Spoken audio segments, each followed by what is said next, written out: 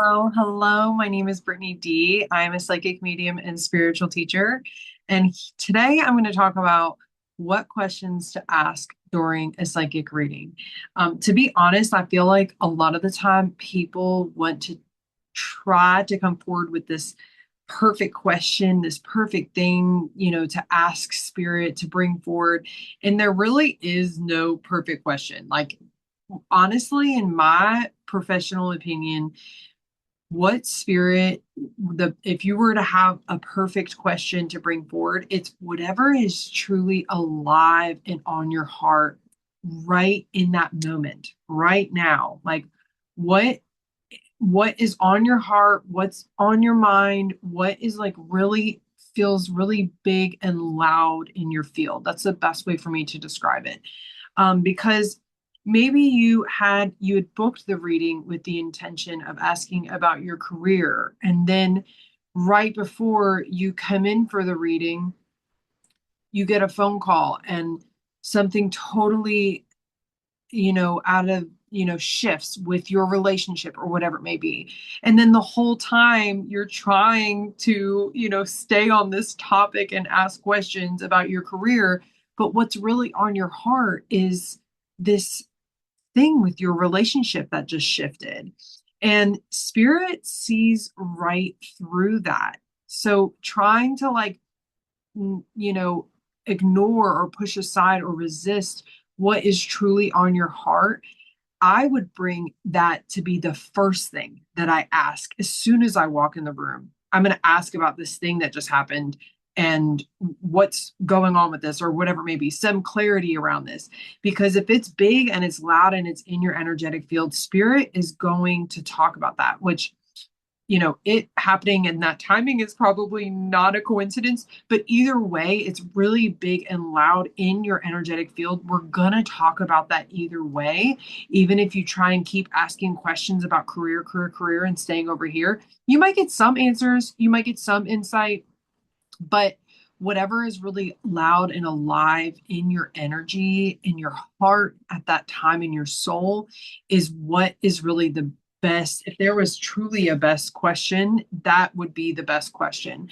I also recommend to come from a place of curiosity and not control. This can make a world of difference of what you receive and how your reading goes, because whenever you're trying to control the answer that you get from spirit, you're only creating energetic resistance in the field.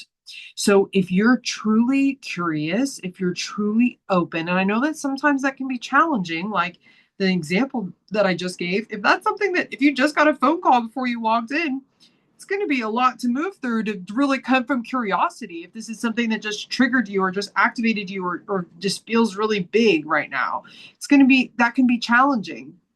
But it's still important to try to get to that place of curiosity and not trying to control what the answer is, to really actually have open ears and to understand that sometimes that answer is going to be super simple, and like you can literally just ask a yes or no question and they might just say yes or no. And it could literally be that simple, or like, should I quit my job or whatever.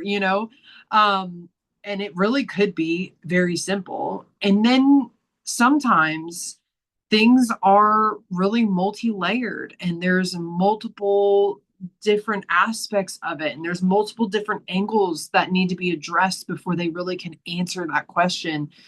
Or sometimes it's connected to something completely different, and you almost feel like, we were talking about career over here, and then the next thing you know, we're talking about, what's happening in my love life, or what's happening in my relationship with my mother, or my relationship with my art, or whatever it may be. And it's somehow affecting this and connected to this. And this is actually the answer to this question. So sometimes it's super simple, super direct. I don't necessarily advise you to steer away from yes or no questions or like getting very direct answers, but be open and have that heart of curiosity that it might go down a completely different pathway that you were not, necessarily expecting. So be open, be curious. Something I've also noticed about questions specifically in readings is that we, and I'm speaking from for any of you all that don't know me, I've been doing this professionally for 7 years.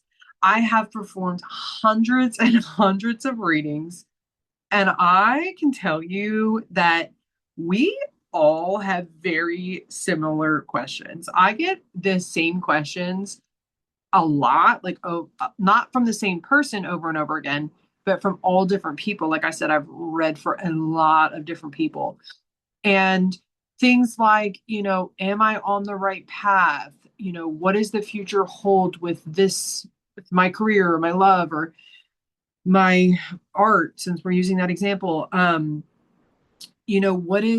am I fulfilling my purpose? Any questions about love life? That's a big one. Love life, career is a big one.